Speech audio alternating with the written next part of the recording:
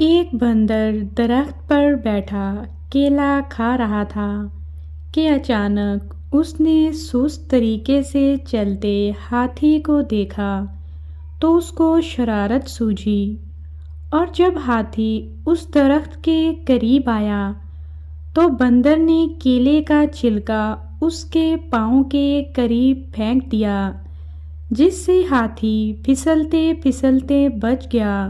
جب اوپر بندر کو دیکھا تو ہاتھی کو بہت غصہ آیا اور اس نے سوچا کہ بندر کو ابھی مزہ چکھاتا ہوں۔ ہاتھی نے اپنی سونڈ لہرائی اور زور سے درخت پر ماری۔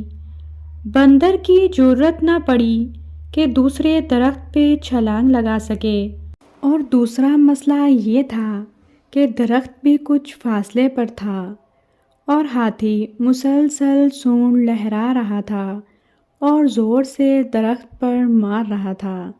شرارتی بندر کو جان کے لالے پڑ گئے۔ اس کو لگ رہا تھا ہاتھی درخت اکھاڑ کر اسے اپنے پاؤں تلے مسل دے گا۔ اب اس نے چیخو پکار شروع کر دی، کیونکہ ہاتھی کسی طرح وہاں سے جانے کو تیار نہ تھا۔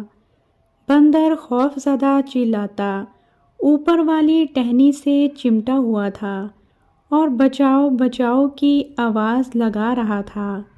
آج تو جنگل کا بادشاہ شیر بھی دوسرے جنگل کی سیر کے لیے گیا تھا۔ اب شاید کوئی بھی اس کو ہاتھی کے خطرناک تیور سے بچا نہیں سکتا تھا۔ ہاتھی بندر کو اس کی شرارتوں اور فضول حرکتوں کا آج مزہ چکھانا چاہتا تھا۔ لومڑی نے جب بندر کو مصیبت میں دیکھا تو اس نے اس کی مدد کے بارے میں سوچا۔ لومڑی کے ذہن میں اچانک اس مسئلے کا حل آیا۔ وہ فوراً سب جانوروں کے پاس گئی اور بتایا کہ اس صورتحال پر کیسے قابو پایا جا سکتا ہے اور بندر کی جان خلاصی کروائی جا سکتی ہے۔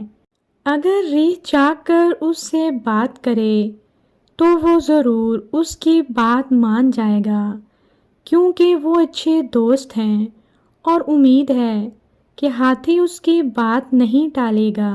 سب اس کی بات پر متفق ہوئے اور ریچھ سے کہا کہ اس موقع پر بندر کی مدد کرے اور اس کو ہاتھی سے معافی دلوا دے۔ ریچھ نے دیکھا کہ ہاتھی بہت غصے میں ہے اور بندر مسلسل چلا رہا ہے۔ ریچھ ہاتھی کے قریب آیا اور اس کی منت سماجت کی اور یقین دلایا کہ آئندہ بندر ایسی کوئی حرکت نہیں کرے گا۔ اب تم غصہ ختم کر دو۔ ریچھ نے بندر سے کہا، نیچے اترو اور اپنی شرارت کی معافی مانگو اور وعدہ کرو کہ آج کے بعد کسی کو تنگ نہیں کرو گے۔ وہ ڈرتے ڈرتے پھولی سانس کے ساتھ نیچے اترا اور ریچھ کے پیچھے جا چھپا اور ہاتھی سے کپ کپاتی آواز میں معافی مانگی، تو ہاتھی نے بھی فوراً ہی اسے معاف کر دیا۔